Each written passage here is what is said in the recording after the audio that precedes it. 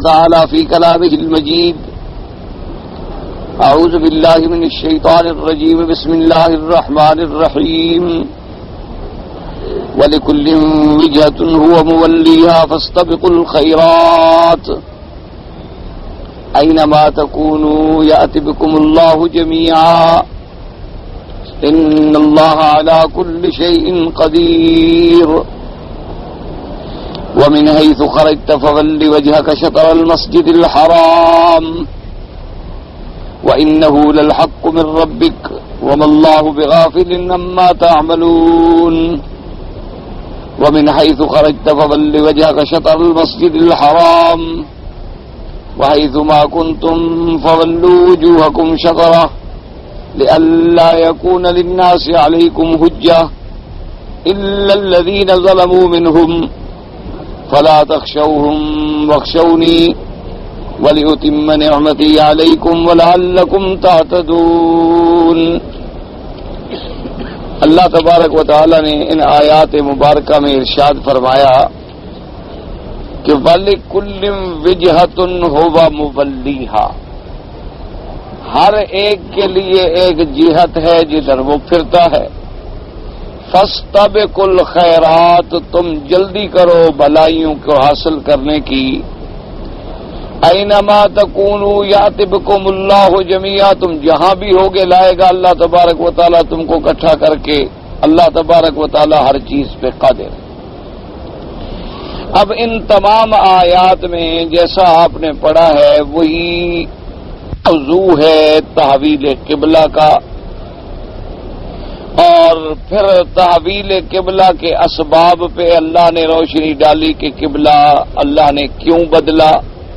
ایک تو عظمت قبلہ کو ثابت کرنا، دوسرا عظمت رسول پاک صلی اللہ علیہ وسلم کو ثابت کرنا کہ اللہ نے اپنے نبی پاک کی دعا پہ قبلہ بدل دیا، اور تیسرا اپنے بندوں کا امتحان کرنا کہ اتنے بڑے حکم کے بعد کون ہے جو میرے حکم کی تعمیل کرتا ہے اور کون ہے جو شکوک و شبہات میں مبتلا ہوتا ہے، تاکہ دنیا پہ یہ واضح ہو جائے حق اور باطل، مومن اور کافر.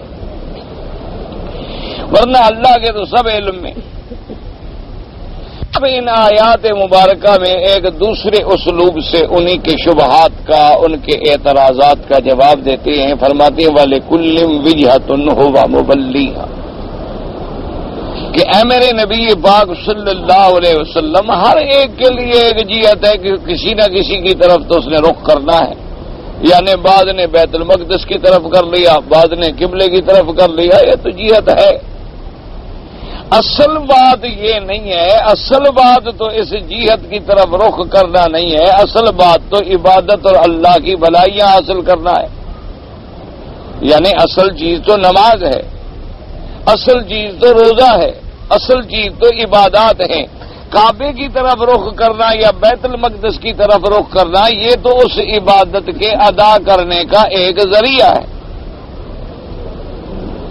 ورنہ صرف جہت جو ہے وہ تو اپنے اندر کوئی حقیقت نہیں رکھتی نا. اصل چیز کیا ہے؟ مثلا ایک آدمی سارا دن کعبے کی طرف منہ کر کے کھڑا رہے اور نماز نہ پڑھے، پھر کیا ہوگا؟ یعنی ایک آدمی سارا دن قبلے کی طرف رخ کر کے بیٹھا رہے بڑے ادب سے، لیکن جب نماز کا وقت ہے ہو گیا بس ٹھیک ہے میں تو بیٹھا ہوں، میں نے کعبے کی طرف رخ کیا ہوا ہے. تو سمجھ کیا آیا کہ بھئی اصل تو نماز ہے، اصل تو وہ عبادت ہے جو ہم نے اللہ کے لیے ادا کرنی ہے. اب اس عبادت کا ذریعہ اللہ چاہے تو بیت المقدس کو بنا دیں، اللہ چاہے تو کعبہ شریف کو بنا دیں. اچھا، اسی طرح اب اس مثال کو تھوڑا سا آسان کرنے کے لیے میں آپ کو عرض کروں. مثال کے طور پر بعض لوگ ایسے بھی موجود ہیں جنہوں نے ساری زندگی اللہ کا کعبہ اور مدینہ منورہ کی زیارت ہی نہیں کی، ان کو کبھی یہاں آنے کا موقع بھی نہیں ملا، لیکن ساری زندگی ان کی عبادت میں گزر گئی، اطاعت میں گزر گئی، اور بڑے بڑے اللہ کے اولیاء گزرے ہیں جن کو کعبہ شریف کی زیارت نصیب نہیں ہوئی. اور کتنے بد نصیب ہیں جو مکے میں رہ کر بھی نماز نہیں پڑھتے، کعبۃ اللہ میں رہتے ہوئے بھی نماز نہیں پڑھتے،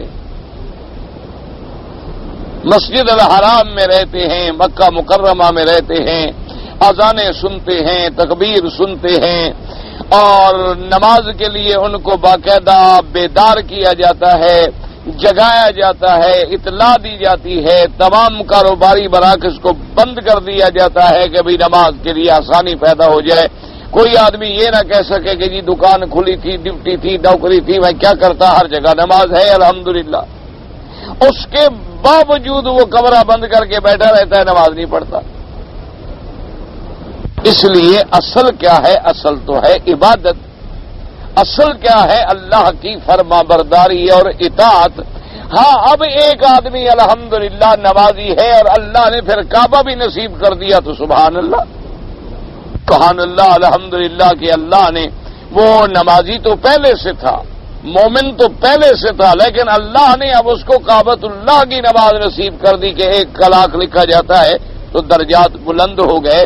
لیکن اگر خدا نہ خواستہ حرم میں بیٹھا رہے، کعبے کو دیکھتا رہے اور نماز نہ پڑھے تو وہ تو زیادہ عذاب کا مستحق ہوگا، چہ جائے کہ اسے کوئی ثواب ملے۔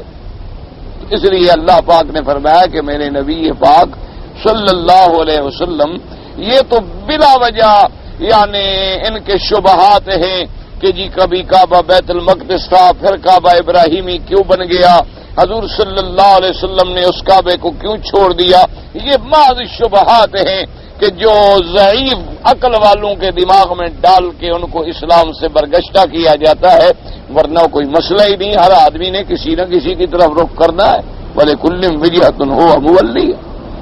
اصل بات کیا ہے کہ آپ بھلائیاں حاصل کریں، آپ نیکیوں کو حاصل کریں، آپ اللہ کی اطاعت و فرما برداری کو حاصل کریں۔ اور پھر دوسری بات اللہ نے یہ بھی ارشاد فرما دی کہ اینما تکونوا یأتی بکم اللہ جمیعا، تم جہاں بھی کائنات کے جس حصے میں بھی ہو تم سب کو اللہ نے اکٹھا کر کے لے آنا۔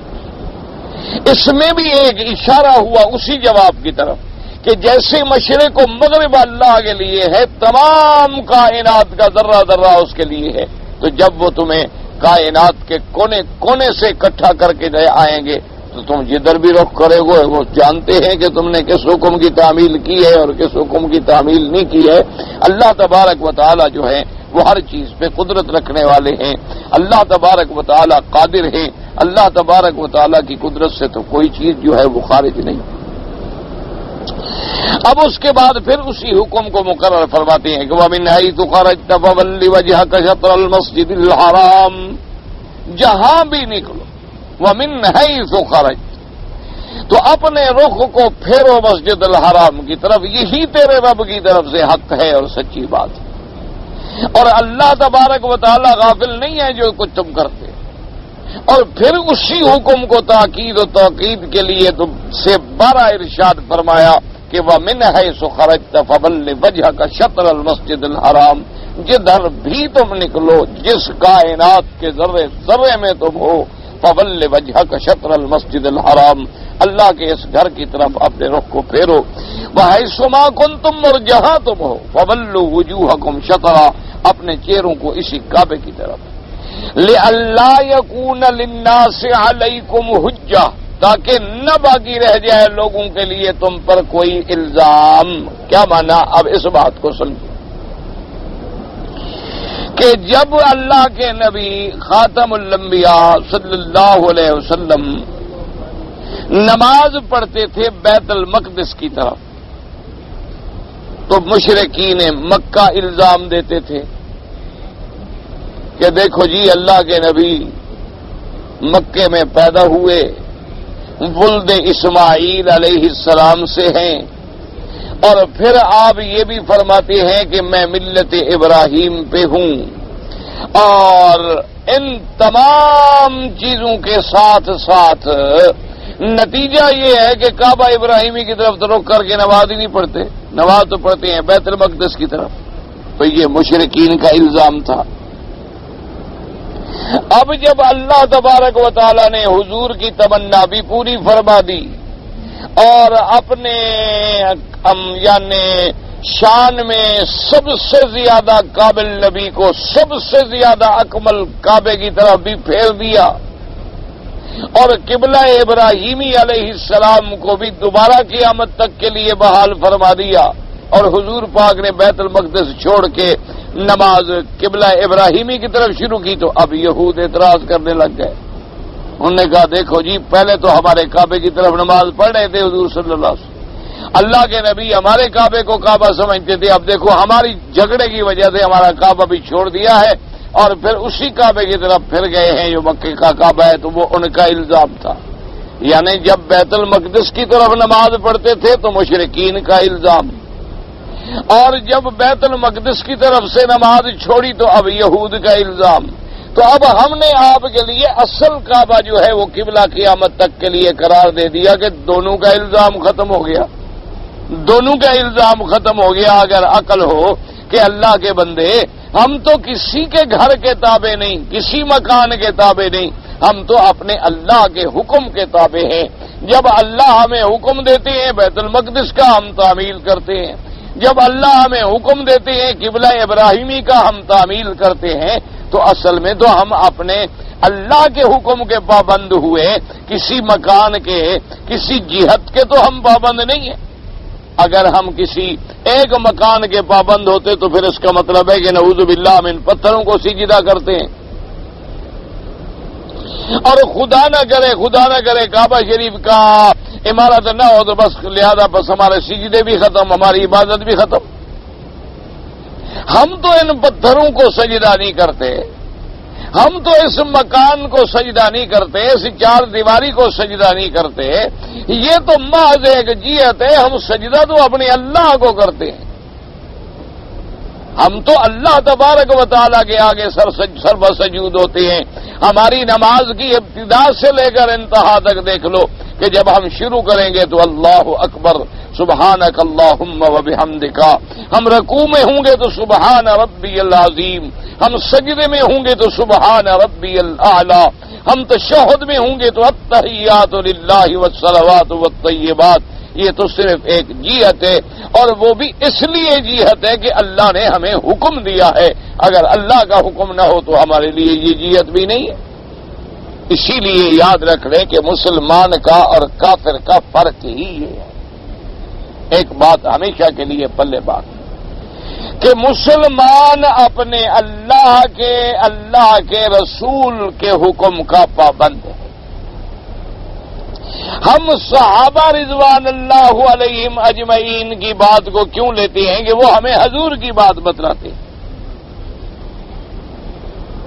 اس کے بعد تابعین، محدثین، ائمہ فقہاء، مجتہدین رحمہم اللہ تعالی علیہم الی یوم القیامہ، اللہ کی کروڑوں رحمتیں ہوں یا علماء امت، ہم ان کی بات کیوں سنتے ہیں کہ وہ ہمیں اللہ کے رسول کی بات سمجھاتے ہیں۔ اللہ کا حکم قرآن تھا، اور قرآن مقدس بغیر رسول پاک صلی اللہ علیہ وسلم کے ہمیں سمجھ نہیں آ سکتا تھا۔ رسول پاک صلی اللہ علیہ وسلم کی ایک ذات مبارک ہے، اور دین نے پہنچنا ہے مشرق سے مغرب تک اور شمال سے جنوب تک، تو اللہ نے حضور پاک کے لیے ایک مقدس جماعت صحابہ کی پیدا فرما دی رضوان اللہ علیہم اجمعین، تاکہ وہ حضور کے ایک ایک عمل کے محافظ بن جائیں، ایک ایک عمل کے نگران بن جائیں، ایک ایک عمل کے قیامت تک کے لیے سنبھالنے والے بن جائیں اور امت کو پہنچانے والے بن جائیں۔ تو اصل اطاعت تو ہم اللہ کے رسول کی کرتے ہیں۔ اور کافروں میں فرق کیا ہے کہ وہ اپنے احوا اور خواہشات کی پیروی کرتا ہے، وہ اللہ کے حکم کی تعمیل نہیں کرتا۔ ان کے دماغ کو حضرت عزیر علیہ السلام کا کوئی معجزہ لگ گیا، بس عزیر علیہ السلام کو خدا کا بیٹا قرار دے بیٹھے۔ عیسائیوں کو عیسیٰ علیہ السلام کا معجزہ اور آپ کی ولادت جو تھی عجیبہ غریبہ سامنے آ گئی، تو اب نصارہ جو تھے نعوذ باللہ وہ عیسیٰ علیہ السلام کو خدا کا بیٹا قرار دے بیٹھے۔ لیکن مسلمانوں نے کہا کہ بھئی نہیں، یہ ٹھیک ہے کہ عیسیٰ علیہ السلام بغیر باپ کے پیدا ہوئے، عیسیٰ علیہ السلام نے مہد میں گفتگو فرمائی، عیسیٰ علیہ السلام کو اللہ تبارک و تعالی نے زندہ آسمانوں پہ اٹھا لیا، بالکل ٹھیک ہے، یہ معجزہ ہے، یہ ان کی شان ہے، لیکن یہ اللہ نے اپنی قدرت کا کمال دکھایا ہے، ورنہ عیسیٰ علیہ السلام تو اللہ کا عبد ہے، اللہ کا رسول ہے۔ اسی طرح عزیر علیہ السلام بھائی اللہ کا عبد ہے، اللہ کے رسول ہیں۔ تو اب جو کافر ہے وہ یعنی اپنے احبا کا، اپنے عقل کا، اپنے افکار کا غلام ہوتا ہے، اور مسلمان جو ہے وہ اپنے افکار یا اپنے عقل کا غلام نہیں، وہ اللہ کے رسول کا غلام ہوتا۔ یہی ایک بنیادی فرق۔ اسی بات کو آدمی اگر دماغ میں رکھ لے تو الحمدللہ اللہ کی رحمت سے کبھی گمراہ نہیں ہوگا۔ کوئی دین میں مثلا آپ نے دیکھا کہ ایک بات ہے تو آپ سب سے پہلے یہ تحقیق کریں کہ اس بات کے پیچھے حضور کا فرمان موجود ہے، اللہ کا فرمان موجود ہے، صحابہ کا عمل موجود ہے، ٹھیک ہے الحمدللہ۔ نہیں ہے تو سمجھ لیں کہ بھائی جب یہ قرآن میں بھی نہیں ہے، حدیث پاک میں بھی نہیں ہے، صحابہ رضوان اللہ علیہم اجمعین نے بھی نہیں کیا، تو معلوم ہوتا ہے کہ یہ کوئی بدعت ہے، کوئی نئی چیز ہے جو دین میں نکالی گئی ہے، اس کا دین سے کوئی تعلق نہیں۔ اب اسی طرح دیکھ لیں، روزے میں احکام ہیں، نماز میں احکام ہیں، جہت قبلہ میں احکام ہیں، طواف کے احکام ہیں، صفا مروہ کے احکام ہیں، مناسک کے احکام ہیں، حج کے احکام ہیں۔ ہر حکم میں اصل منشا کیا ہے؟ اللہ کے حکم کی تعمیل۔ اب جناب دیکھیں کہ آپ حج پہ جا رہے ہیں، دو چادریں باندھ رہے ہیں، احرام باندھ رہے ہیں، کیوں؟ بھی حضور پاک نے باندھا۔ اچھا اب نماز میں ہیں، اسی احرام میں آپ نماز پڑھ رہے ہیں، اسی دو چادروں میں آپ کا سر ننگا ہے، کبھی چادر گر جاتی ہے، کبھی کندھا کھل جاتا ہے، لیکن چونکہ حضور پاک نے اسی طرح پڑھی ہے لہذا ہم نے بھی اسی طرح پڑھی۔ اب جناب آپ نے دیکھا ہے کہ ایک خاص تاریخ آ گئی ہے کہ ہم اللہ کے کعبے کو چھوڑ کے مینا جا رہے ہیں، ورنہ کعبۃ اللہ کی شان مینا سے کروڑ درجے زیادہ افضل ہے۔ تو ہم تو احرام باندھ کے بس 4 دن کعبہ شریف میں بیٹھے رہتے۔ اگر ہماری عقل کا کوئی فیصلہ ہوتا تو عقل کا تقاضا تو یہ تھا کہ بھی سب سے افضل جگہ کعبہ شریف میں بیٹھے رہو، لیکن حضور صلی اللہ علیہ وسلم چونکہ تشریف لے گئے، ہم کہیں کہ وہاں جاؤ، پھر عرفات جاؤ، پھر مزدلفہ آؤ۔ اچھا اب جناب یہ ہے کہ اور کنکریاں مارو، کس کو مارو؟ جی ایک ستون کھڑا ہے، کیا ہے بھائی؟ مٹی کا ایک ستون ہے۔ اچھا کسی آپ دہریے کو لے آئے، منکر خدا کو لے آئے، منکر اسلام کو لے آئے تو مذاق بنائے گا، وہ کہے گا دیکھو جناب لاکھوں آدمی پتہ نہیں پاگل ہو گیا، کنکریاں مار رہے ہیں۔ دیکھو جناب 18 لاکھ آدمی، خدا جانے ان کا عقل کدھر گیا، کیا ہو گیا؟ یہ سب بھاگے آ رہے ہیں اور کنکریاں مار رہے ہیں۔ مار کے اس کو رہے ایک ستون ہے، وہ آگے رہے، نہ وہاں کوئی بندہ ہے، نہ وہاں کوئی جن ہے، نہ وہاں کوئی چیز ہے، ایک ستون ہے اینٹوں کا بنا ہوا، وہ دیواریں گر جاتی ہیں، اگلے سال وہ نہیں کھڑی کر دیتے۔ اگر آپ کسی کافر کو لے آئیں، اگر آپ کسی دہریے کو لے آئیں، کسی منکر اسلام کو لے آئیں، تو اس کو کبھی آپ یہ سمجھا ہی نہیں سکتے کہ جناب 18 لاکھ آدمی کنکریاں اٹھا کے مار رہا ہے، اور پھر 7 ہی مارتا ہے، نہ 8 مارتا ہے، نہ 6 مارتا ہے۔ اور پھر یہ کمال کی بات ہے کہ پہلے دن 1 کو مارتا ہے، دوسرے دن 3 کو مارتا ہے۔ آئے گا وہ کہے گا پتہ نہیں یہ سارے لوگ پاگل ہو گئے، کیوں؟ اس کے اندر ایمان جو نہیں ہے، تو اس کو ہمارا یہ کام کوئی عقل کے مطابق تو کچھ ہی سمجھ نہیں آ رہا ہے نا جی، کنکری مارے دیوار کو شروع کر دو۔ اچھا آج کل تو مثال کے طور پر اگر آپ مینا میں جائیں تو کوئی رش بھی نہیں، کوئی جھگڑا بھی نہیں، کچھ نہیں، آج آپ ساری کنکریاں یعنی بوریاں بھر کے لے جاؤ مارو، کیوں نہیں جاتے ہو؟ بڑا اچھا موقع ہے مارنے کا، اکیلا کھڑا ہے۔ تو اصل کیا ہوا کہ اصل جو مومن ہوگا وہ کہے گا بابا یہ دیوار کی بات نہیں ہے، جہاں کنکری ماری ہے سیدنا ابراہیم الخلیل علیہ السلام نے، اور اللہ نے اس کو سنت قرار دے دیا ہے کہ یہی جگہ تھی، شیطان نے راستہ روکا تھا، ابراہیم علیہ السلام نے کنکریاں ماری تھی، اللہ نے اس سنت کو زندہ رکھا ہے اور ہمیں سبق دیا ہے کہ تمہارے راستے میں بھی شیطان آئے تو اس کو دفع کرو، وہ تمہارا دشمن ہے اور بغیر اللہ کی مدد کے وہ دفع نہیں ہو سکتا. اس لیے بسم اللہ اللہ اکبر ہمیں اس سبق کو دہرایا جا رہا ہے. ہم تو اس حکم کی تعمیل کر رہے ہیں، ہمیں کنکریاں مارنے سے کیا تعلق ہے؟ اس لیے ہمیشہ یاد رکھے اللہ نے فرمایا کہ میرے نبی صلی اللہ علیہ وسلم ہم نے آپ کو بار بار حکم دیا کہ وَمِنْ حَيْثُ خَرَجْتَ، جہاں سے بھی آپ نکلیں فَوَلِّ وَجْهَكَ شَطْرَ الْمَسْجِدِ الْحَرَامِ، کیوں؟ تاکہ کسی کا حجت باقی نہ رہے. اور جب آپ نے کعبہ ابراہیمی کی طرف رخ فرما لیا تو اب تو اعتراضات قریش کے ختم ہو جانے چاہیے. اور جب آپ بیت المقدس کی طرف نماز پڑھتے تھے، اگر یہودی سچے ہیں تو پھر اسلام لے آتے کہ جی ہمارا قبلہ ہے، نبی پاک ہمارے قبلے کو مانتے ہیں، تو وہ پھر نبی کو مان لیتے. اس لیے فرمایا کہ اللہ یکون للناس علیکم حجہ، تاکہ کسی لوگوں کا آپ پر کوئی حجت و الزام باقی نہ رہے. الا الذین ظلموا، ہاں مگر وہ لوگ جو ظالم ہیں، مگر وہ لوگ جو کافر ہیں، مگر وہ لوگ جنہوں نے اپنے جانوں پہ ظلم کیا ہے، وہ تو پھر بھی اعتراض سے باقی نہیں آئیں گے، وہ تو ہمیشہ شبہات کرتے رہیں گے. فلا تخشوہم واخشونی، اے میرے پاک نبی آپ ان ظالموں کے اعتراض سے کبھی نہ گھبرائیں، آپ صرف میری ذات سے ڈریں. دنیا کیا ہے؟ دنیا تو کہتی ہے. اس لیے اللہ تبارک و تعالی نے ایک وجہ یہ اور فرمایا وَلِأُتِمَّ نِعْمَتِي عَلَيْكُمْ لَعَلَّكُمْ تَهْتَدُونَ. اللہ نے فرمایا کہ اس تحویل قبلہ میں ایک میری رحمت کی ایک وجہ یہ بھی ہے کہ جب میں نے دین کامل کر دیا، جب میں نے نبوت کو مکمل کر دیا، تو اب میرا یہ فیصلہ ہے کہ میں یہ کعبے کی نعمت بھی تم پہ پوری کر دوں. کہ جب ہم نے آپ کا دین مکمل کر دیا ہے، اور سب سے بڑی نعمت پھر یہ ہے کہ افضل کعبہ، اول کعبہ، آدم علیہ السلام کا کعبہ، ابراہیم علیہ السلام کا کعبہ، اور پھر وہ قبلہ حیًا و میتًا الی یوم القیامہ، آپ کے لیے ہم نے بنا کے یہ نعمت بھی پوری کر دی.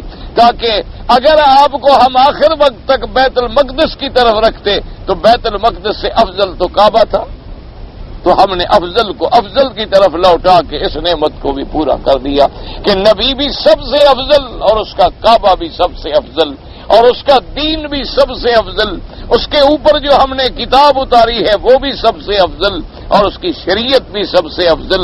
اس لیے وَلِأُتِمَّ نِعْمَتِي عَلَيْكُمْ لَعَلَّكُمْ تَهْتَدُونَ، تاکہ تم صحیح ہدایت یافتہ بن جاؤ. اب اسی پر مفسر رحمت اللہ علیہ بیان فرماتے ہیں، چونکہ یہ آیات مبارکہ زیادہ تشریح کو نہیں چاہتی کہ یہی مسئلہ آپ بار بار پڑھ رہے ہیں الحمدللہ. فرماتے ہیں قال المؤلف المفسر رحمہ اللہ تعالی قال الاوفی عن ابن عباس رضی اللہ تعالی عنہ ولکل وجہۃ هو مولیھا، یعنی بذلک الذین یقول لكل قبیلۃ قبلۃ یزورها ووجہۃ اللہ یستوجہ المؤمنون. حضرت ابن عباس رضی اللہ تعالی عنہ فرماتے ہیں وَلِكُلٍّ وِجْهَةٌ هُوَ مُوَلِّيهَا کا کیا معنی؟ یعنی اللہ نے فرمایا کہ ہر دین والوں کا ایک قبلہ ہے، ہر دین والے کسی نہ کسی طرف تو متوجہ ہوتے ہیں، لیکن اصل جہت وہ ہے جدھر آپ کو اللہ تبارک و تعالیٰ پھیرے. ورنہ ہر کسی نے اپنا ایک قبلہ توجہ تو بنایا ہوا ہے، کوئی سورج کی طرف عبادت کر رہا ہے، کوئی چاند کی طرف عبادت کر رہا ہے، کوئی مشرق کی طرف کعبہ بنائے ہوئے ہے، اور کوئی کسی نے کسی جگہ بنایا ہوا ہے. تو ہر قبیلے کا، ہر قوم کا کوئی نہ کوئی تو مرکز توجہ ہے، لیکن سب سے کامیاب وہ ہے کہ جن کا مرکز توجہ بھی وہ ہے جو اللہ نے بنایا. اس لیے حضرت ابن عباس رضی اللہ تعالی عنہ نے اس آیت پر تفسیری ارشاد فرمایا. فرماتے ہیں اس کے بعد وقال ابو العالیۃ الیہودی وجہۃ هو مولیھا، یہودیوں کے لیے بھی ایک جہت ہے جدھر وہ رخ پھیرتے ہیں. وَلِلنَّصْرَانِي وِجْهَةٌ هُوَ مُوَلِّيهَا، اور نصرانیوں کے لیے بھی ایک جہت ہے جدھر وہ رخ پھیرتے ہیں. وَهَدَاكُمْ أَنْتُمْ أَيَّتُهَا الْأُمَّةُ إِلَى الْقِبْلَةِ الَّتِي هِيَ الْقِبْلَةُ، اے امت محمد مصطفیٰ صلی اللہ علیہ وسلم، ہر جماعت کسی نہ کسی کی طرف تو رخ کرتی ہے، کسی جہت کی طرف، لیکن خوش نصیب ہو تم کہ اللہ نے تم کو اسی قبلے کی طرف پھیرا جو حقیقت میں قبلہ ہے. وعن مجاہد وعطاء والضحاک وربیع بن انس واستینا وهذا وقال مجاہد رحمہ اللہ تعالی فی الروایت الاخرى والحسن امر كل قوم ان يصلوا الى الكعبة، یعنی انہوں نے فرمایا کہ اس آیت کا حکم یہ ہے کہ وَلِكُلٍّ وِجْهَةٌ، کہ سب کو حکم یہی ہے کہ اسی کی طرف رخ پھیریں، اسی کعبے کی طرف رخ پھیریں۔ وقال ابن عباس وابو جعفر الباقر وابن عمر لكل وجهة هو موليها، وهذه الآية شبيهة بقوله تبارك وتعالى لكل جعلنا منكم شرعة ومنهاجا ولو شاء الله لجعلكم أمة واحدة ولكن ليبلوكم فيما آتاكم فاستبقوا الخيرات إلى الله مرجعكم جميعا۔ اللہ نے فرمایا کہ ہم نے سب کے لیے ایک شریعت اور ایک راستہ بنایا ہے، اور اگر اللہ چاہتے تو سب کو ایک راستے پہ ایک طریقے پہ جمع فرما دیتے، لیکن یہ اللہ کی حکمتیں ہیں، اللہ تبارک و تعالیٰ بندوں کا امتحان فرماتے ہیں۔ اب ہمارا فرض کیا کہ فاستبقوا الخیرات، بھلائی کے کاموں کو حاصل کرنے میں سبقت کرو۔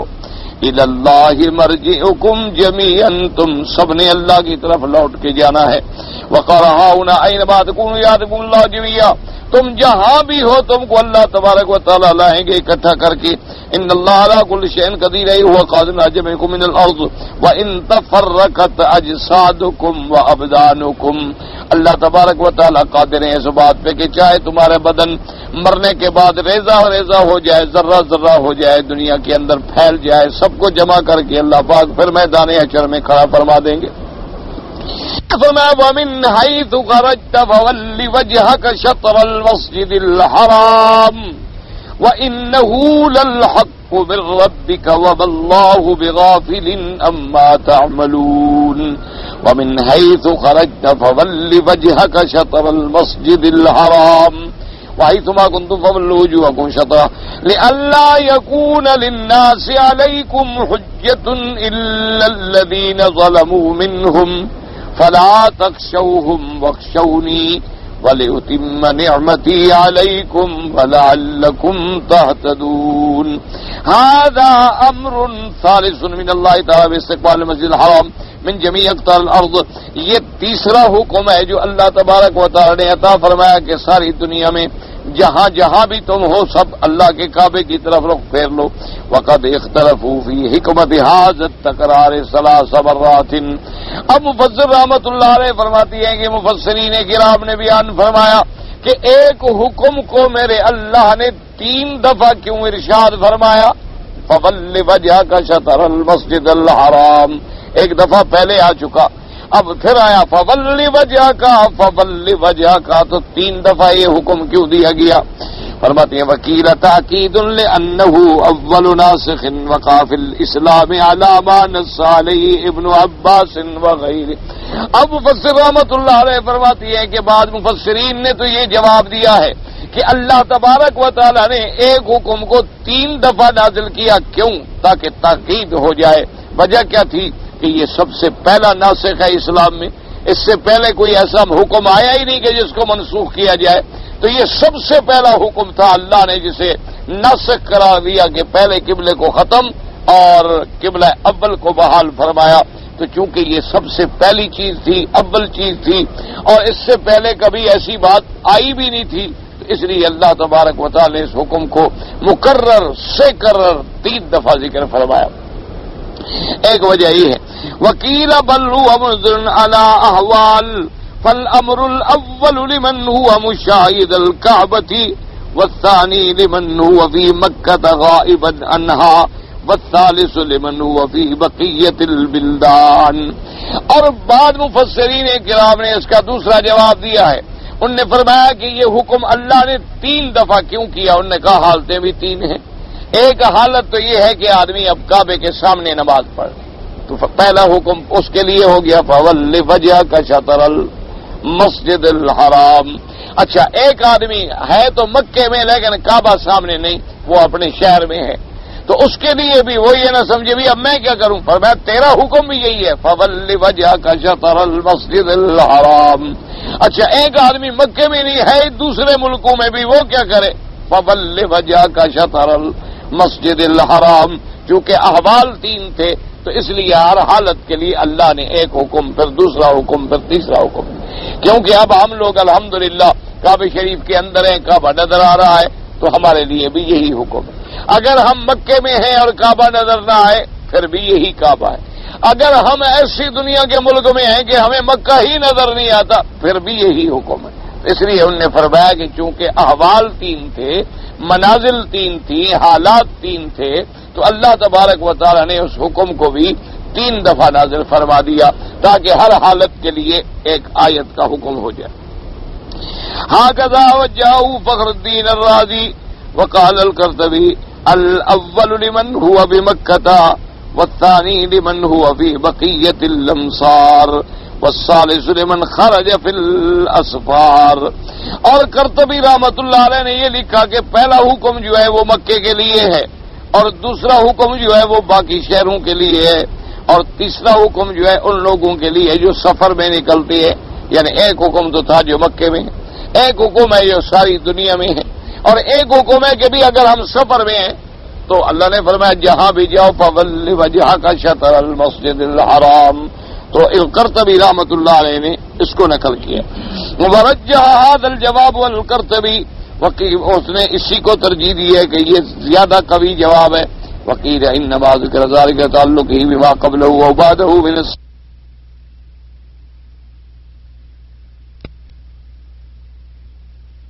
کی آیات سے بھی ہے بے اعتبار سیاق اور سباق کے۔ ایک حکم تو تھا قد نرى تقلب وجهك الى قوله ان الذين اوتوا الكتاب ليعلمون انه الحق من ربهم وما الله بغافل عما يعملون، وذكر في هذا المقام اجابته الى طلبته وامره بالقبلة التي كان يود التوجه اليها ويرضاها۔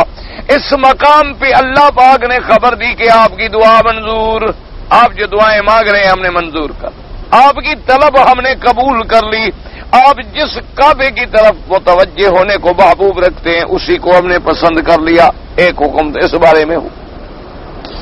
وقال في الامر الثاني ومن حيث خرجت فول وجهك شطر المسجد الحرام وانه للحق من ربك وما الله بغافل عما تعملون، فذكر انه هو الحق من الله وارتقاه المقام الاول حيث كان موافقا لرضا الرسول فيه، فبين انه هو الحق ايضا من الله يحبه ويرتضيه۔ اب دوسری دفعہ جو اللہ نے حکم دیا تو اس میں یہ بھی واضح فرما دیا کہ بھئی یہی میرے اللہ کی طرف سے بھی حق یہی ہے، اور یہی وہ بات ہے کہ جو اللہ کے پیغمبر نے بھی پسند کی اور اللہ نے بھی ان کی رضا کو قبول فرما لیا، اور یہی چیز ہے جو اللہ کو بھی پسند ہے، اللہ کو بھی محبوب ہے۔ وذكر في الامر الثالث حكمة حجة المخالف من اليهود الذين كانوا يتحججون باستقبال الرسول الى قبلتهم وقد كانوا يعلمون بما في كتبهم انه سيصرف الى قبلة ابراهيم عليه السلام الى الكعبة، وكذلك مشركو العرب انقطعت حجتهم لما صرف الرسول صلى الله عليه وسلم قبلة اليهود الى قبلة ابراهيم التي هي اشرف۔ اب مفسر رحمۃ اللہ علیہ فرماتی ہیں کہ تیسرا حکم اس لیے دیا تھا کہ یہودیوں کی حجت بھی ختم ہو جائے، کیونکہ یہودی احتجاج کرتے تھے پہلے کہ جی ہمارے قبلے کی طرف نماز پڑھیں، ہمارے قبلے کی طرف نماز پڑھیں۔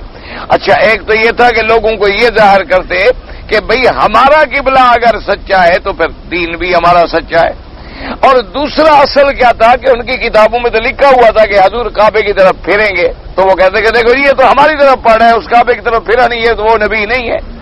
تو لہذا یعنی وہ دو طرف سے دھوکے میں ڈال رہے تھے اس لوگوں کو گمراہ کرنے کے لیے کہ ان کی کتابوں کے اندر یہ بات موجود تھی کہ اللہ کے نبی خاتم الانبیاء صلی اللہ علیہ وسلم بیت المقدس سے پھیرے جائیں گے قبلہ ابراہیمی کی طرف۔ تو ابھی تک جب تک حضور صلی اللہ علیہ وسلم کو یہ حکم نہ آیا تو وہ یہ بھی دھوکہ دیتے تھے کہ بھئی اس نبی کی صفت تو یہ ہے کہ وہ اپنا رخ کرے گا کعبہ ابراہیمی کی طرف، اور اس نبی پاک نے تو ابھی تک قبلہ ابراہیمی کی طرف نماز ہی نہیں پڑھی۔ تو لہذا اللہ نے تیسری دفعہ حکم دے کر ان کے تمام حجج کو اور ان کی تمام الزامات کو ہمیشہ کے لیے ختم کر دیا، اور مشرکین مکہ کے الزامات کو اور حجج کو بھی ختم کر دیا کہ اب قبلہ قبلہ ابراہیمی ہے، ملت بھی ملت ابراہیمی ہے، اور دین بھی دین ابراہیمی ہے، اور ملت محمدی اور ملت ابراہیمی علیہم الصلاۃ والتسلیم جو ہیں وہ ایک ہیں۔ وَقَدْ كَانُوا يُعَظِّمُونَ الْكَعْبَةَ وَأَعْجَبَهُمْ اسْتِقْبَالُ الرَّسُولِ إِلَيْهَا وَقِيلَ غَيْرَ ذَلِكَ مِنَ الْأَجْوِبَةِ عَنْ حِكْمَةِ التَّكْرَارِ وقد بسط الرازی وغیرہ. اب فرماتی ہیں کہ اس کے علاوہ بھی بہت سارے علماء کرام نے ان حکم کو 3 دفعہ تکرار کے ساتھ نازل کرنے میں اور بھی کئی حکمتیں لکھی ہیں اور کئی وجوہات لکھی ہیں. اصل بات یہ ہوتی ہے کہ ایک حکم کو بار بار نازل کرنے میں لازمی بات ہے کہ کوئی چیز ہوتی ہے. اس لیے سب سے پہلی بات تو یہ سمجھیں کہ چونکہ یہ حکم سب سے پہلا حکم تھا اس لیے اللہ نے اس کو مؤکد بیان فرمایا، کیونکہ لوگوں کو پتہ ہی نہیں تھا کہ بھئی اللہ کے احکام میں بھی تبدیلی آئے گی، کہ پہلے کعبہ ادھر ہے اور پھر ادھر آیا. تو اس لیے بار بار تاکہ مومنوں کے دل میں ایمان و ایقان بڑھ جائے اور دشمنوں کو کسی قسم کا شبہ نہ ہو. اور دوسری وجہ یہ بھی تھی کہ احوال بھی مختلف ہیں کہ بعض اوقات آدمی کعبے کے سامنے کھڑا ہے، بعض اوقات مکے میں ہے اور کعبہ نظر نہیں آ رہا، اور بعض اوقات ہے بھی دوسرے علاقوں میں. تو اللہ نے 3 دفعہ حکم دیا بھئی سب کا حکم ایک ہے. مکے میں ہو تو قبلہ، اور مکے سے باہر ہیں تو قبلہ، آپ گھر میں ہیں تو قبلہ، آپ سفر کے عالم میں ہیں تو قبلہ. یہی ایک قبلہ ہے جو ہر مسلمان کے لیے حیًّا و میتًا، جب تک زندہ ہے یہی کعبہ ہے، مرنے کے بعد بھی اس کا یہی کعبہ ہے. اور یہی کعبہ بیت المعمور کے نیچے بھی ہے، اور یہی کعبہ عرش و کرسی کے نیچے بھی ہے، اور یہی کعبہ قبلہ آدم ہے، اور یہی کعبہ محبوب رب العالمین ہے. تو اس لیے اللہ تبارک و تعالی نے اس حکم کو بار بار مؤکد کر کے فرمایا. کہتے ہیں کہ اگر آپ نے زیادہ دیکھنا ہو تو دوسری تفسیروں میں مفصل جواب بھی لکھے گئے ہیں، اور رازی نے بھی اپنی تفسیر کے اندر اس کو بڑے بسط سے اور بڑے تفصیل سے تمام جوابات جو ہیں اس کا ذکر کیا ہے. وَقَوْلُهُ تَبَارَكَ وَتَعَالَى لِأَلَّا يَكُونَ لِلنَّاسِ عَلَيْكُمْ حُجَّةٌ أَيْ أَهْلَ الْكِتَابِ فَإِنَّهُمْ يَعْلَمُونَ صِفَةَ هَذِهِ الْأُمَّةِ تَوْجِيهَ الْكَعْبَةِ فَإِذَا فَقَدُوا ذَلِكَ مِنْ صِفَّتِهَا رُبَمَا احْتَجُّوا بِهَا عَلَى الْمُسْلِمِينَ وَلِأَلَّا يَحْتَجُّوا بِمُوَافَقَةِ الْمُسْلِمِينَ إِيَّاهُمْ بِالتَّوَجُّهِ إِلَى بَيْتِ الْمَقْدِسِ وَهَذَا أَظْهَرُ.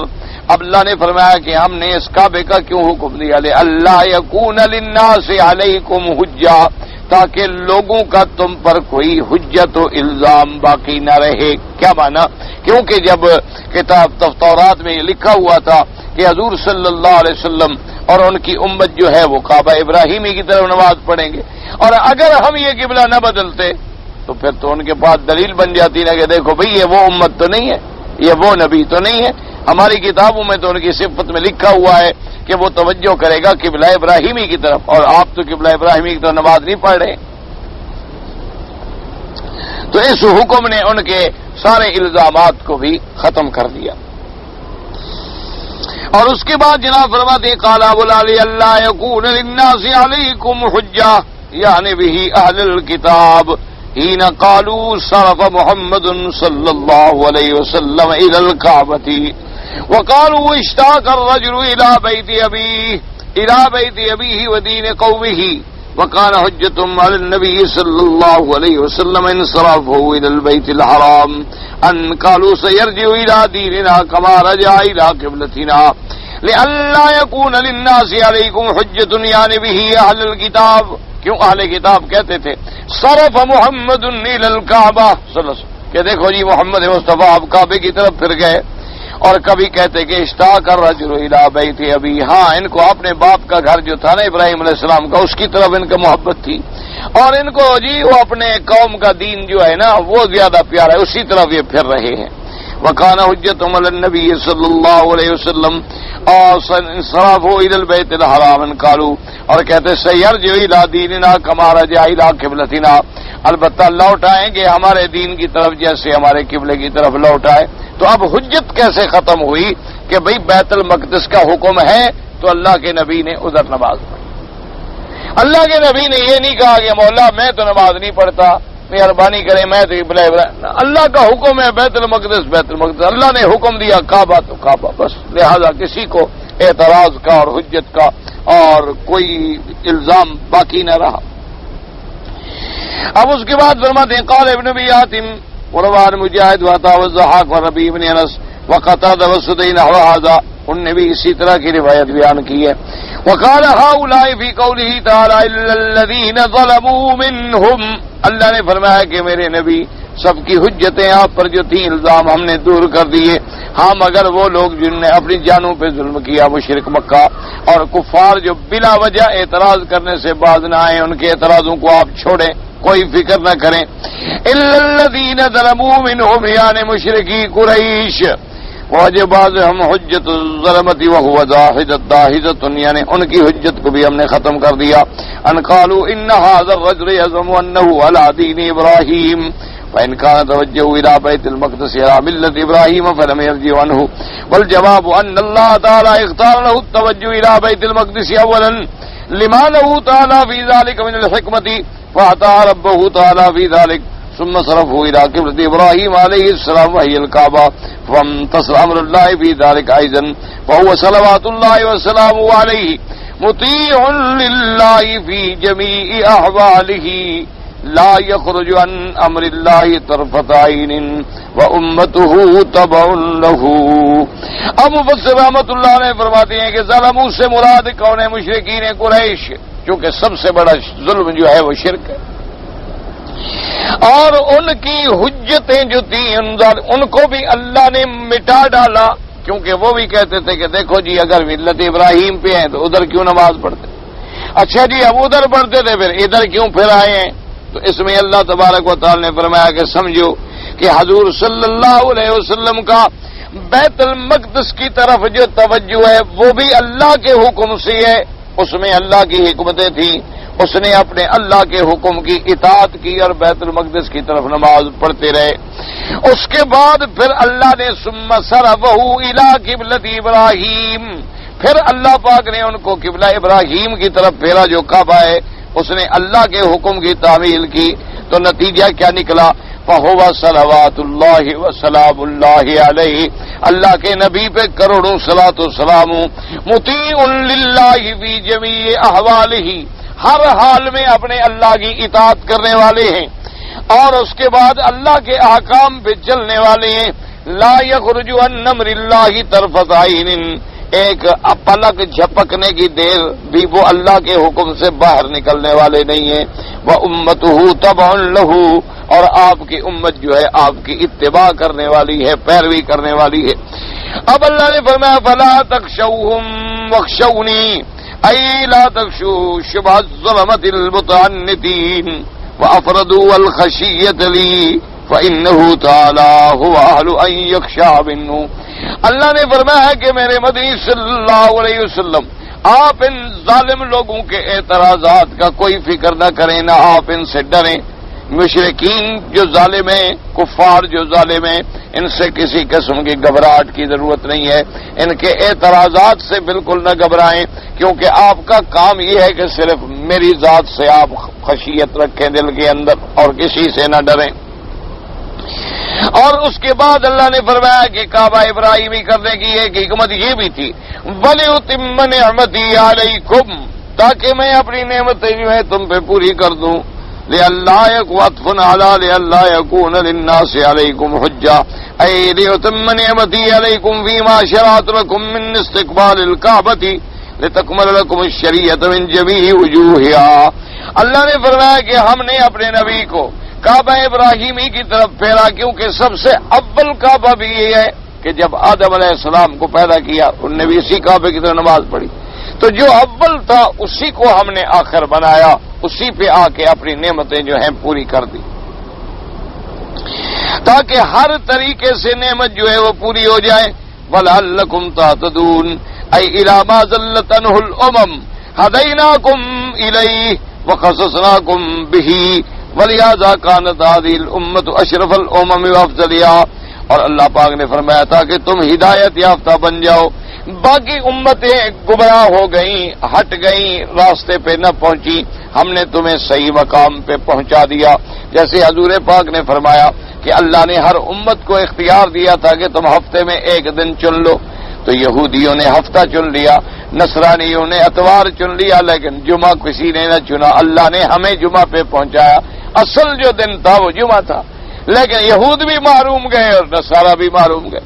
اسی طرح اصل کعبہ جو ہے وہ کعبہ ابراہیمی تھا. تو اللہ نے فرمایا کہ ہم نے اسی طرف امت محمد مصطفیٰ کو پہنچایا تاکہ امت محمد مصطفیٰ کا شرف جو ہے عظمت جو ہے وہ کامل ہو جائے. کہتا جی کہ حرم شریف کے اندر گھڑیاں جو لگی ہوئی ہیں ان کے ٹائم جو ہے وہ علیحدہ ہیں. اب اس کا کوئی مسئلے دین سے کوئی تعلق ہے؟ یہ گھڑیوں والوں سے جا کے پوچھ لیں بھئی اس کا اب مولوی سے کیا تعلق ہے. آپ ایک گھڑی باندھ لیں اس پہ کوئی ٹائم لگا دیں تو اس کا بھی میں جواب دوں کہ آپ نے یہ ٹائم کیوں رکھا ہوا ہے. اللہ کے بندے اس کا کوئی مسائل سے تعلق نہیں. لیکن ایک بات یاد رکھو کہ اصل میں یہاں جو ابتدا میں اوقات چلتے تھے وہ اوقات تھے غروب شمس کے ساتھ، کیونکہ اسلام کی تاریخ جو ہے وہ سورج ڈوبنے کے ساتھ بدل جاتی ہے. مثلا سورج غروب ہو گیا، دن ختم، اب اگلی تاریخ شروع. تو اس کے مطابق ایک ٹائم رکھا گیا تھا کہ بھئی جب سورج غروب ہو جائے تو 12 بجے، یعنی 12 بجے مغرب کی نماز، 1:30 بجے عشاء کی نماز، اسی طریقے سے پھر صبح کی، پھر ظہر کی، پھر عصر کی، پھر مغرب 12، تاکہ 12 بجے آ کر پھر ٹائم بھی بدل جائے گا. مقصد دوسری تاریخ شروع ہو جائے گی. اور دوسرا ٹائم جو ہے وہ وہی ہے جو ساری دنیا کے لیے ہے. تو اس لیے وہ دونوں ٹائم دے دیتے ہیں تاکہ جو آدمی مکہ کے پرانے اوقات کو سامنے رکھنا چاہے، اس کی عادت اسی وقت کے مطابق ہے تو وہ ان گھڑیوں کو دیکھ لے. اور چونکہ آج کل پوری دنیا میں وہ دوسرا ٹائم چل رہا ہے تو اس ٹائم کو بھی دیکھ لے. اس میں تو کوئی ایسا مسئلہ نہیں. مقصود تو ہے اوقات کا حساب کہ ہم صحیح وقت میں اللہ کی عبادتیں کر سکیں. اب دیکھیں آپ کسی اور ملک میں جاتے ہیں 2 گھنٹے کا فرق پڑ جاتا ہے. جیسے ابھی اگر آپ اپنے ملک میں جائیں تو یہاں 8 ہوں گے تو وہاں 10 بج جائیں گے. تو اگر آپ اسی ٹائم کی گھڑی کو باندھے رکھیں گے تو وہاں 2 گھنٹے بڑھاتے کم کرتے رہیں گے تو آپ کو سعودیہ کا ٹائم ملتا رہے گا. اگر آپ وہاں جا کے ٹائم بدل لیں تو آپ کی مرضی ہے، اس کے اندر کوئی پابندی نہیں.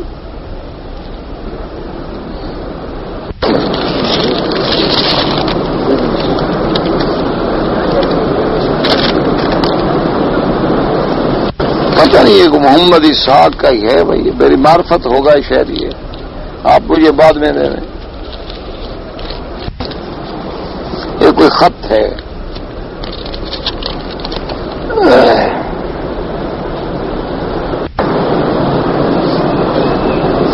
کہتا ہے جی کہ میں ایک مولوی صاحب ہیں جو درس دیتے ہیں اور وہ آپ کے بارے میں بڑی نام تو نہیں لیتے لیکن ہم تو سمجھ لیتے ہیں کہ ان کا مقصد کیا ہے، اور امام ابو حنیفہ رحمۃ اللہ علیہ کے خلاف اور ائمہ کے خلاف اللہ معاف کرے بڑی غلط زبان استعمال کرتے ہیں. بہرحال بھی دعا کریں اللہ انہیں بھی ہدایت دے، اللہ ہمیں بھی ہدایت. ایک موٹی سی بات یاد رکھیں، ہم تو اسلام کے اندر کسی عام مسلمان کا گلہ کرنا یا اس کو برا کہنا جو ہے وہ بھی شریعت کے خلاف سمجھ. کوئی آدمی یہ حق نہیں رکھتا کہ کسی مسلمان کو برا کرے، بلکہ اللہ کے نبی کی حدیث مبارک ہے کہ تم ہر مومن کے بارے میں اچھا گمان رکھو. پتہ نہیں یہ حدیثیں ان کو بھول جاتی ہیں.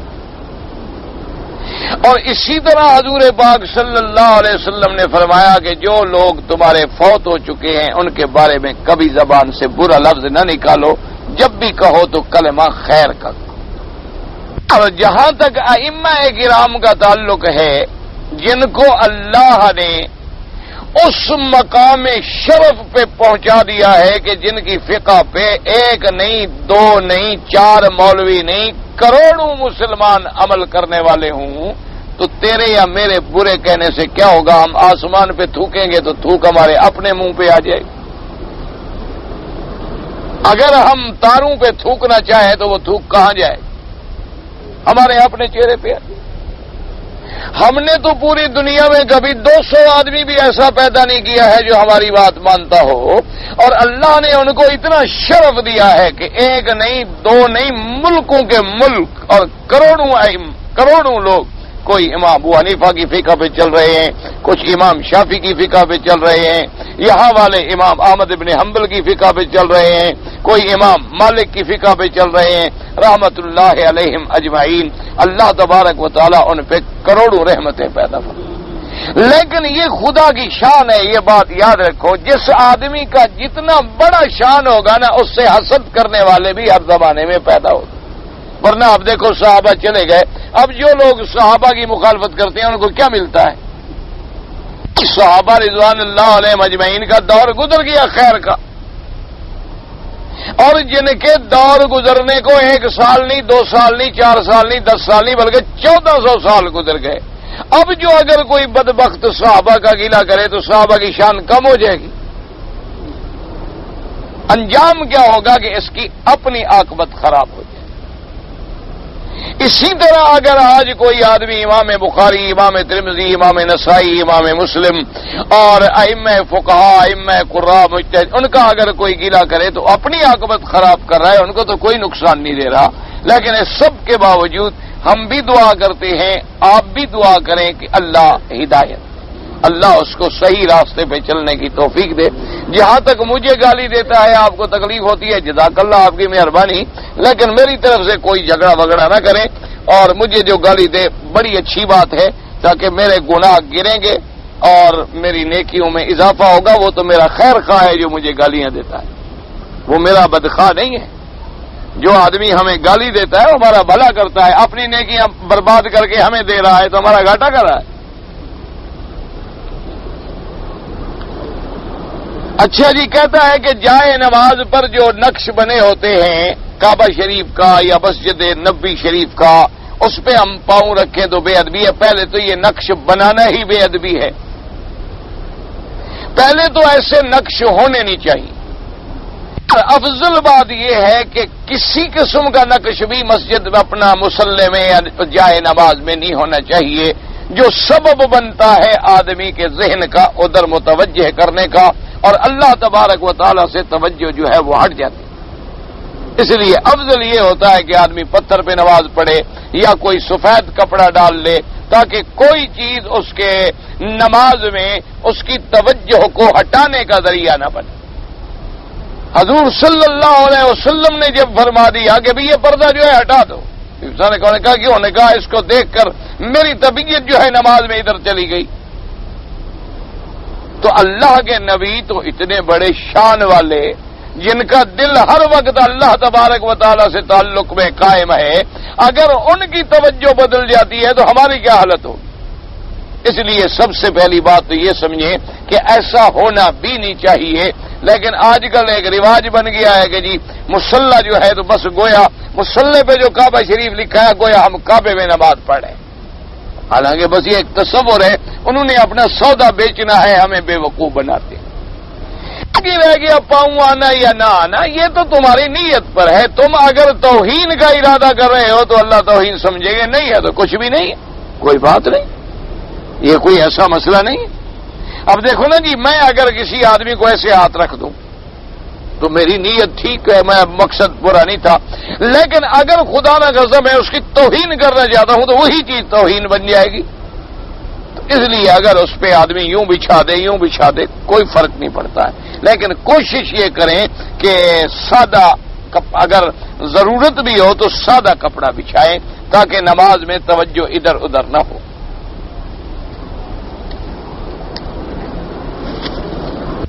کہتے ہیں جی کہ نماز آدمی کو برے کاموں سے روکتی ہے۔ بعض آدمی نماز بھی پڑھتے ہیں اور برے کام بھی کرتے ہیں، تو ان کو کیوں نہیں روکتی؟ پتہ ہے نماز نہ پڑھتے تو زیادہ کرتے۔ ایک آدمی آج کل 100 میں 10 برائیاں کرتا ہے، پتہ ہے نماز نہ پڑھتا تو 100 کی 100 کرتا، نماز روک رہی ہے۔ وہ بے نمازی ہوتا تو خدا جانے کہاں پہ چلا جاتا۔ پتہ ہی نہیں کہ نماز نے اس کو کتنے بڑے گناہوں سے روکا ہوا ہے، وہ اس سے اور زیادہ کسی بلا میں مبتلا ہوتا۔ اور دوسری بات یہ ہے کہ جب نماز بنے گی تو برائی سے روکے گی نا۔ اب دیکھو نا جی، ایک طبیب نے آپ کو نسخہ لکھ دیا، اس نے کہا کہ جی اس میں عنبر ڈالنا 1 ماشا، اور مشک ڈالنا 1 ماشا، زعفران ڈالنا 1 ماشا، لیکن تینوں چیزیں آپ کو نقلی ملی، آپ نے نسخہ بنایا، نسخہ فائدہ دے گا؟ آپ طبیب کے پاس جائیں گے، وہ کہے گا بابا میں کیا کروں جب آپ نے مشک کے بجائے پتہ نہیں یہ کیا لال پیلی چیز ڈال دی ہے، یہ تو مشک ہے ہی نہیں، یہ تو زعفران ہے ہی نہیں۔ تو جب اجزاء اصلی نہیں تو نسخہ نامکمل ہے. اسی طرح جب نماز پورے اس نماز والے روح کے ساتھ ادا نہیں کی جا رہی تو پھر نماز بھی تو نامکمل ہے. نماز مکمل بنے تو ہم برائی سے رکیں. دو باتیں. اور تیسری بات علماء نے ایک اور وجہ بھی لکھی ہے. حضرت شاہ جی رحمت اللہ علیہ کے پاس ایک اس پرانے دور کی بات ہے، ایک افسر آیا اور اس نے آ کے کہا کہ شاہ جی آپ اتنے بڑے ماشاءاللہ خطیب ہیں، مقرر ہیں اور بڑے مانے ہوئے مسلمانوں کے محبوب لیڈر ہیں، لیکن کوئی فائدہ کیا ہو رہا ہے مسلمانوں کو؟ جہاں تھے اسی طرح ہے، آج تک نہ اسلام آیا، نہ قرآن آیا، نہ قرآن کا قانون آیا، نہ آج تک کسی نے قرآن والوں کا ساتھ دیا. لوگ جہاں تھے وہی ہیں. پھر تقریریں کر کر کے آپ اپنا وقت کیوں ضائع کرتے ہیں؟ آپ اپنی اور کوئی محنت کریں. کیا فائدہ ہوتا ہے ان تقریروں سے؟ یہ جو مولوی آپ تقریریں کرتے ہیں، ساری دنیا میں شور کر رہے ہیں، فائدہ کیا ہے؟ لوگ تو اسی جگہ.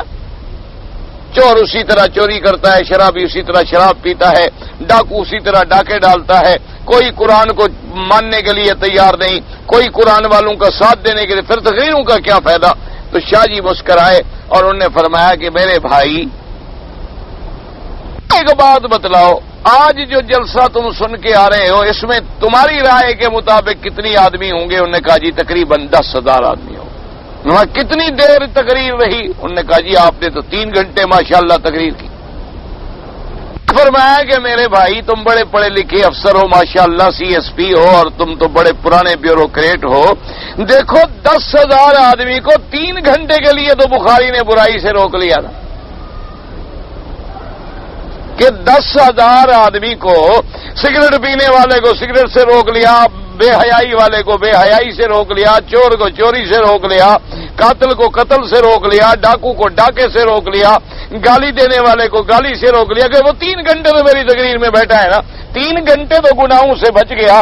اور پورے ملک کے مولویوں کا حساب لگا لو اور بندے گن لو، اگر ایک دن میں ہم لاکھوں لوگوں کو چلو 3 گھنٹے کے لیے ہی برائی سے روک لیں تو یہ کوئی کم نیکی ہے؟ انہوں نے کہا ہاں جی یہ بات تو سمجھ آتی ہے. تو نمازی بھی برائی سے جتنی دیر نماز پڑھ رہا ہے اتنی دیر تو روک رہا ہے نا کہ نہیں روک رہا؟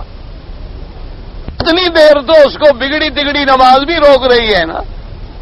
چلو روزانہ 5 نمازوں میں وہ 2 گھنٹے بھی لگاتا ہو تو یہی 2 گھنٹے تو کم از کم وہ برائی سے بچ گیا ہے. تو یہ کوئی کم فائدہ ہے؟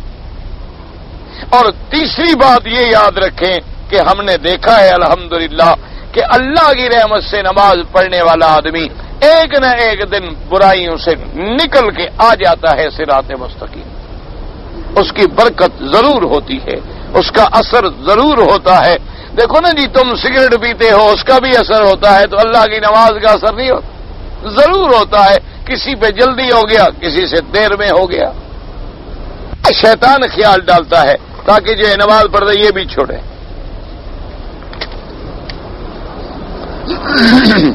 کہتے ہیں جی بعض لوگوں نے مجھ سے قرض حسنہ لیا تھا، اب وہ دے نہیں سکتے، ان کی مالی حالت خراب ہے. تو ٹھیک ہے، بڑا آسان حل ہے، یا تو تم ان کو معاف کر دو. قرضہ معاف کرنا بہت بڑی نعمت ہے. اور نہیں ہے تو پھر تم کسی طرح زکوٰۃ کے اندر بھی ادائیگی کر سکتے ہو، لیکن ان کو پھر باقاعدہ تملیک مالک بناؤ گے.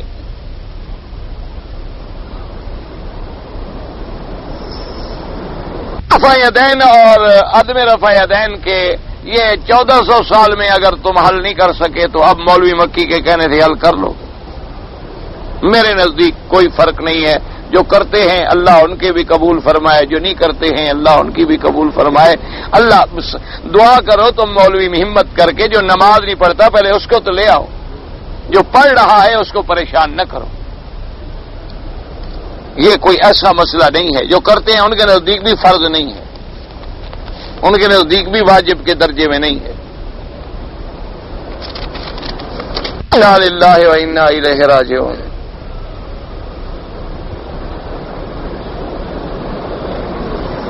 تفہیم القرآن میں یہ لکھا ہوا ہے، تفہیم القرآن میں لکھا ہوا ہے سورۃ نصر کی تفسیر میں.